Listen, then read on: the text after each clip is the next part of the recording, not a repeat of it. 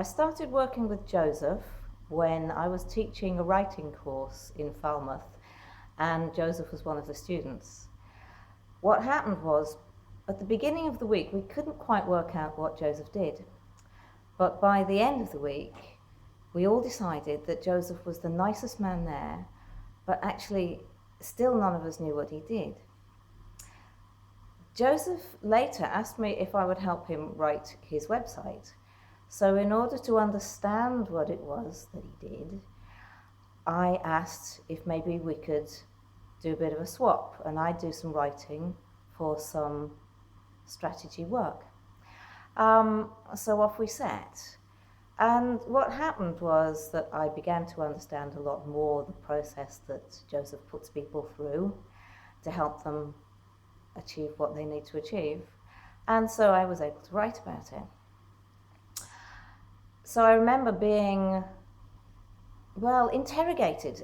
It's a process of inquiry, but I really had to ask myself a lot of things to give the answers that Joseph needed me to give to him and to myself. So he asked a lot of questions. I did a lot of talking. I quite enjoy talking about myself, it's true, but he made me go to some difficult places. He made me, it's so difficult to put into words. Joseph made me feel a bit uncomfortable with some of the areas of my life that were being lazy. And what we realized was that I was quite often waiting for permission to do something. And I wasn't telling myself what it was I wanted to do. So I was working freelance, which I like to feel was, gave me freedom, but in fact it's more like you're just working for a lot of different bosses who are all telling you what to do next. And when I made the break from freelance, then I was cut loose. I had a little bit of time. I'd inherited a little bit of money, which bought me a little bit of time. So I was able to take a year off for the first time since I was 4, really, and consider what I wanted to do next. What did I want to do? I could have done anything. I could do lots of things. But I didn't know. And again, I was waiting for somebody to tell me what to do. So we talked about what it was that I had enjoyed doing in the past. And business-wise, we worked out that I do actually have a strategy, a way of building up businesses that I've always enjoyed. And I started my first one age 7. And it's this, that I will buy something beautiful that I can make things out of. I will then make things out of it. I make them for me, make them for my friends, I sell them. And at age 7, the problem had been that I got told to give all the money back. I started another business when I was 10. The first one was jewellery. The second one was making name tags out of Dymo labels. And I was selling them for a penny, tuppence for your surname included. But my mother found out about this and made me give all the money back again. So, because there was something shameful about small children starting businesses.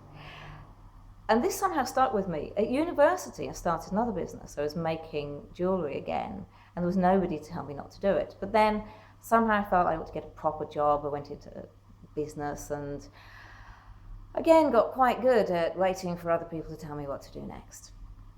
So here I was, able to start doing what I wanted to do. And at that time, it's perfume. I now make and sell perfume, which is quite unusual. So off we set. To cut a long story short, I moved into a building, got a place where I can legally make perfume, because it's not one of the things you can do for long in your own home. And then my friends started to join me, and then we had this crisis because they were telling me what to do next, and I was realizing that this lovely place, doing everything I always wanted to do, it had all come together. And then they were saying, well, why don't we do this, and this? And if you sell this many, you could make that much money. And I was thinking, what has happened? Why do I no longer enjoy coming here? And it was only a few weeks in. I was thinking, I wasn't waking up in the morning thinking, it's all been a terrible mistake. And my husband said, call Joseph. So Joseph came down, and he and I were sitting downstairs, and Nick was upstairs, Nick, my husband, upstairs on the mezzanine, sort of joining in every now and again, because he's a big part of this. And we Joseph reminded me, well, he made me remind myself of what it is that I want to do, and that, in fact, I could be in charge. And he made me wake up that sleeping part of myself that didn't really want to make the decisions, that knowing that in my past, in my childhood, I had started these things, I'd made the decisions, and somebody had told me off and made me give all the money back. So I had to shelve that and work through it and turn around and say to my friends, look, it's great that you're here, but this is my business, and let's work together, see what happens, but I'm going to be the one who makes the decisions now.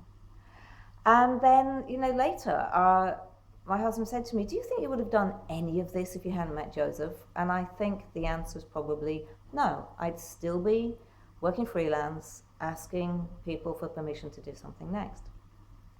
And what I can say is that because when I started working with Joseph, before I knew I was going to need him, we got a lot of these things in place. I'd done a lot of the inquiry. I had put together a lot of answers. I had discovered a lot of my past, remembered things that I'd really enjoyed doing.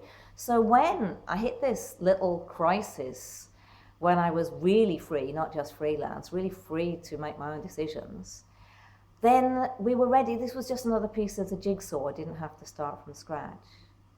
So I would say that if you're thinking about making any changes, business, life, it's probably a good idea to start talking now so that you're going to be ready for when the big one hits.